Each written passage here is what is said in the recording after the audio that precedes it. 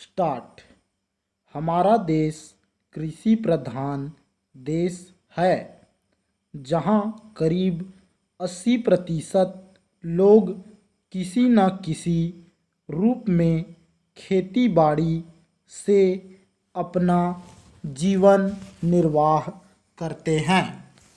यदि आप एक किसान के जीवन पर दृष्टि डालें तो आप यह देखेंगे कि उसका खेत बड़ा हो या छोटा, वह और उसका परिवार साल भर बराबर खेती के काम में व्यस्त नहीं रह सकता।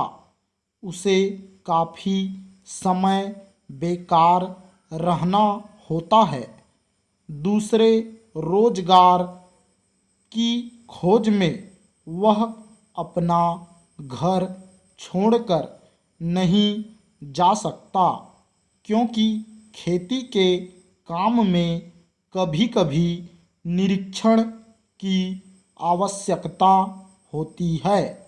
यदि बेकारी का वह सब समय जब किसान व्यस्त नहीं होता, खादी तैयार करने के काम में लगाया जाए तो देश भर की आवश्यकता के अनुसार खादी मिल सकती है।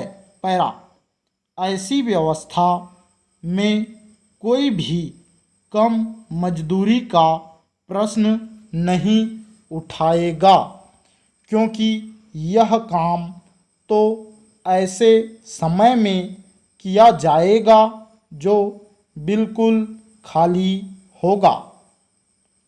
उस खाली समय में किसान कुछ न कुछ कमाएगा ही, और वह कमाई ऐसी भी नहीं कि उसका कुछ भी मूल्य न हो।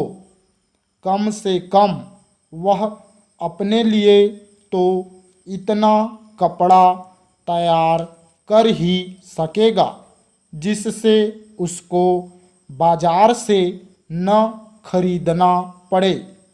मैं आपको अपने निजी अनुभव से बता सकता हूँ कि 1 घंटा प्रतिदिन काटने से हमें इतना कपड़ा मिल सकता है जितना कि एक औसत हिंदुस्तानी के लिए आवश्यक है।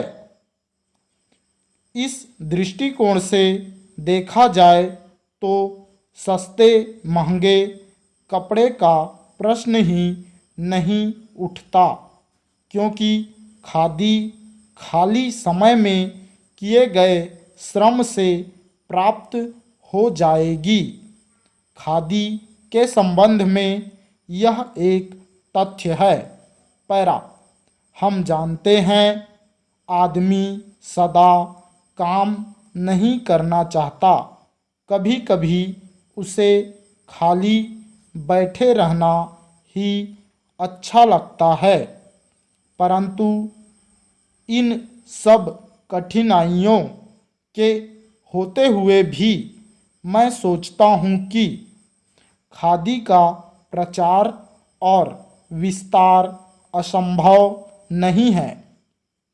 अतीत में जब गांधी जी ने खादी आंदोलन आरंभ किया, उस समय हमारे देश के प्रशासन से कोई संबंध नहीं था और न ही हम सरकार से सहायता की अपेक्षा करते थे। फिर भी देश में एक ऐसा वर्ग था जो बराबर खादी का प्रचार करता रहा। वह वर्ग आजकल भी विद्यमान है। हम चाहते हैं कि जनता के अन्य वर्ग की खादी अपनाएं और हमें प्रोत्साहन दें।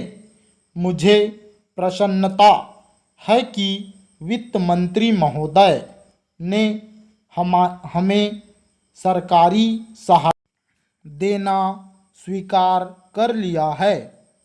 पैरा। एक प्रश्न यह उठाया गया है कि महिलाओं की साड़ियाँ बहुत महंगी पड़ती हैं। मेरे विचार में यह प्रश्न प्रासंगिक नहीं है। मैं नहीं सोचता कि महिलाओं को दिन भर में इतना काम रहता है कि वे 1 घंटा काटने के लिए नहीं दे सकती। स्टॉप।